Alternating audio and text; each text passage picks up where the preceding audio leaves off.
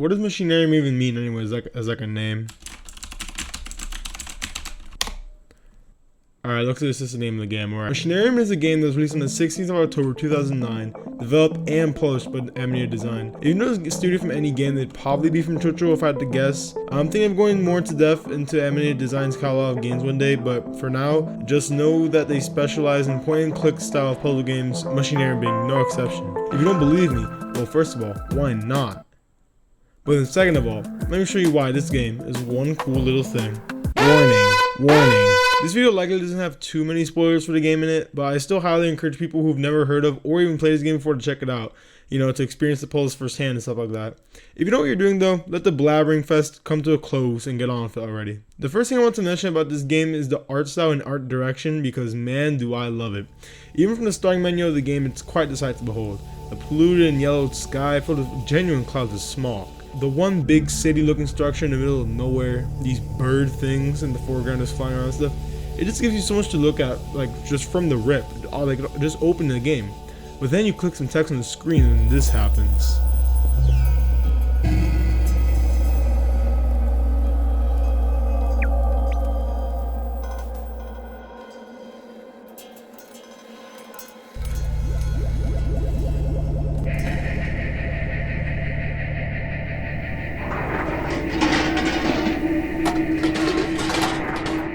That was neat. Even from the first example of gameplay, the visuals do not disappoint. I absolutely adore the sort of scratchy pencil, rough look this art style brings to the game. It really does sell the feeling of this world being like a little rough or something, like mechanical. I'm not even really sure how to put this like look into words, but I think it just explains itself looking at it. The best part is that pretty much every section and character and just thing in this game gets the same sort of treatment with this art style. But you have to get looks of that later on because we need to talk about this guy. Who is he? Oh, it's the character you play as, of course. His name is Joseph, and you don't even really figure that out from the Steam trading cards and like name of the emotes, stuff like that. At least that's how I learned it, but that's not important. What is important is this first level, which naturally acts as a tutorial for the game's mechanics like logic and stuff like that. It shows the player all of the things that they're capable of doing, like being able to make Joseph expand up and down, how he walks, how his inventory works, and just stuff like that. It also is a great way of showing how sometimes you might have to interact with other people to progress in the stage. Using this little rat thing that wanted this little mouse back as an example. Looking back on the tutorial after playing the entire game again for this video really makes you realize how great of a tutorial this really is. It really does nail all the examples of what obstacles the player will encounter playing this game while not making it super complicated. You know, just like the bare bones necessities of the need to know. You know, talking about the gameplay mechanics, I should probably mention the actual core gameplay itself, which, as I said in the beginning, it's puzzles. The puzzles in this game are pretty solidly designed.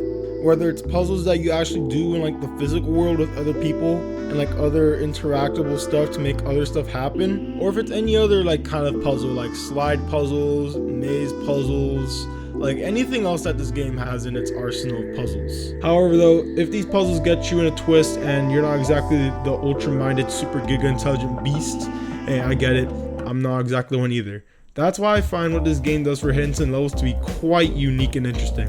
There's of course this little hint bubble that makes Joseph think of what he needs to do to actually get past this situation, but what I really find interesting is the book right next to the hint button. What this book does is it makes you play a little shooter mini game sort of thing to unlock the full step-by-step instructions how to beat the level we're on. Obviously this book seems a little busted, you know, you can obviously just play it on every level to just get past it, no worries, no nothing. But apart from that just being a really lame way to play this game, the little shooter mini games that you have to play to unlock these instructions can actually last up to like 2 minutes like per game, and that time really does stack up over time if you're constantly doing them. So there really is a lot of encouragement for the players to just solve the puzzles out themselves. At this point though, I do want to bring it back to like a more artistic side of this game, that being the music, because I really do think it's pretty fantastic. It helps to deliver the mood in whatever area you're in, whether it be a more somber, slightly melancholic sound,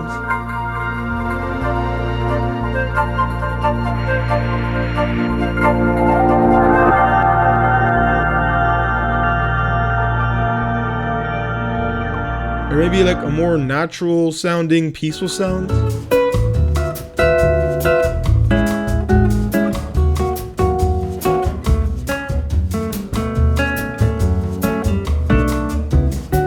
Like a sort of creepy and run down sound.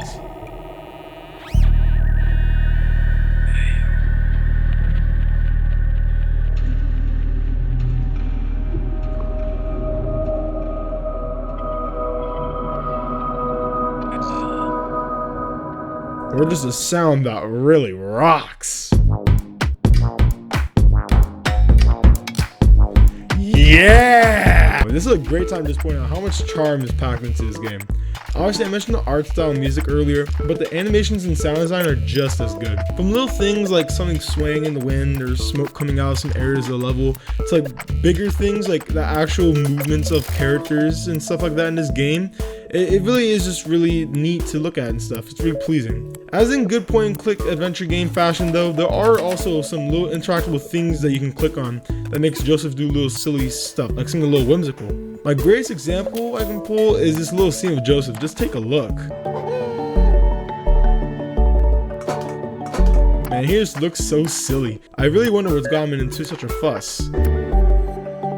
Wait, what? Yeah, so this game does have a story. It's not exactly all up in your face, which I appreciate because despite that, this game's story is really easy to follow if you just pay attention as the game progresses. The game also has this neat way of characters talking about stuff with the use of these speech bubbles and little drawings or animations to convey what's going on or what they want you to do for them. And it really does help to push the game along in like a little fun way, you know? You don't even have to necessarily have to talk to characters just to get a feel of this world building though, as there's plenty of other stuff you can do to learn more about this place. For example, in the hint books I mentioned earlier, sometimes there's a little sketch in there of like something usually like relating to the pieces of the puzzles maybe or something like that, and I think it's pretty neat. But something else that gets you a little piece of world building like story, I'd say, is just standing still. Because if you stand still for long enough, it will cause Joseph to imagine past memories he's made of his friend Berta. Now, you may be wondering, who's Berta? Well, I'm not telling you. Yeah, even though I have said some details about this game, I think I'd still like to leave some stuff out about the actual story and all that about this game. Not just so that people who don't know about it can see it for the first time, but also because I like how it slowly unravels itself and gets revealed to the player as the game progresses. And I don't want to ruin that. Go play the game yourself or something. I don't know. Hey, talking about progression though, who loves achievements? I do. Well, that's great because Machinarium has them. Yay! The best part about these achievements is that they're really easy to obtain. All you have to do is just play the game. That's it. Aww. What? But hey, let's just say you fully beat the game, right? Is there anything else you can do? Well, sorta, yeah, if you bought the collector's edition of the game. Within this collection, it gives you access to not just the game's soundtrack, but also an art book of the game. As I said earlier, the OST of the game is really good, so that soundtrack alone is a pretty good deal breaker as is to get this collector's edition, but the inclusion of the art book is just so cool. You get to see some of the brainstorming and planning the creators of the game went through to create this game, and you even get to see like the evolution of like characters and locations that are in the game. It's just so cool. So yeah, I definitely recommend checking out this collector's edition. Psst, plus, a little pro tip from me to you: if you open the files of the soundtrack, you can actually access some remixes that aren't listed on the Steam audio player. Isn't that neat? Really quick, one last thing I want to mention is a mechanic I like to call rusting.